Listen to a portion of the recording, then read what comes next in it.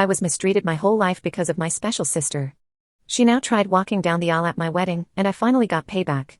My sister finally finished high school, and you would think she became more grown-up for college, but she was still the same. She got accepted into college but had no scholarship that could decrease the money burden. Her grades were bad in school, since whenever she got a B we would all celebrate. If she got an A, which was once in a lifetime, my parents would invite all of our families just to celebrate this. My parents, naturally, made a lot of fuss and told her they'd pay for everything. I thought her college departure would be the best thing to happen to me, but turned out that it was the beginning of very stressful years for me. Eventually, my mom came to talk to me about my upcoming high school graduation. She told me since they were paying for my sister's college, they had no money to pay for mine. So it would be better for me to start working immediately after graduation and wait until my sister finished university to see if they could afford something for me. This basically meant that I would either go to college with student loans or take 4 years off and stay at their house, where they also made me pay rent. It became obvious that she was trying to get me to throw a tantrum because she didn't like my simple reply. I told her I was fine with not going to university and never wanted to go in the first place. This was a flat-out lie, but I figured I could use her words against her. My dad later tried getting on my nerves with my mom, but he failed as well. After a whole lifetime of terrible parenting, I never had any expectations towards my education. A few years passed and I worked very hard and got a scholarship. Not to anywhere like the Ivy League, but it was a good enough course with a full scholarship.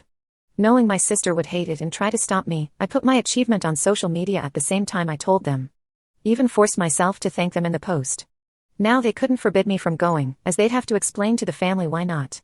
I guess my sister eventually got to them, and they changed gears and asked me if I was sure I wanted to go. They told me how my sister wasn't doing well in college, and since she was smarter and had better judgment than me, I'd suffer worse. I lied to them and told them that my courses were easier and that I'd be fine. They weren't happy with my decision, but couldn't stop me. College ended up being my savior, and for once in my life I was happy. I still contacted my parents and visited on holidays and such, but since they refused to pay for anything, during this time, I avoided introducing anyone to them, and I'm glad I did because this man ended up becoming my husband. Unfortunately for my family, my husband was the type of guy who loved drama. He won't forgive or forget, and he's probably cooking some revenge. People were baffled when I got together with him because of the big difference in character. Most people thought of him as an angry man, but he was the biggest sweetheart if you treated him with respect. When we discussed marriage, we decided we didn't care much about the ceremony due to our budget, as we'd rather spend it on our honeymoon. We sent out the engagement announcement and the save the date for a few months later. My parents didn't have the slightest clue and naturally demanded they meet my man. I wanted to grow a spine and refuse, but was having a hard time. The distance had made me think maybe my parents weren't so bad. Well, my husband looked like I canceled Christmas when I told him I would at least ensure they were never alone with him. He had been getting ready for this because he knew what to wait for. He even bought a high-quality recorder he could hide in a pocket to record it all.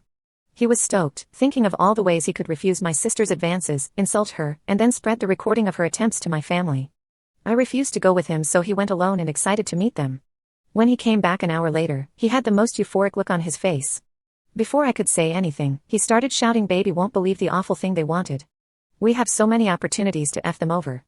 I was confused and wanted to hear the recording, but he told me it was better to listen to him first or else I'd misunderstand him.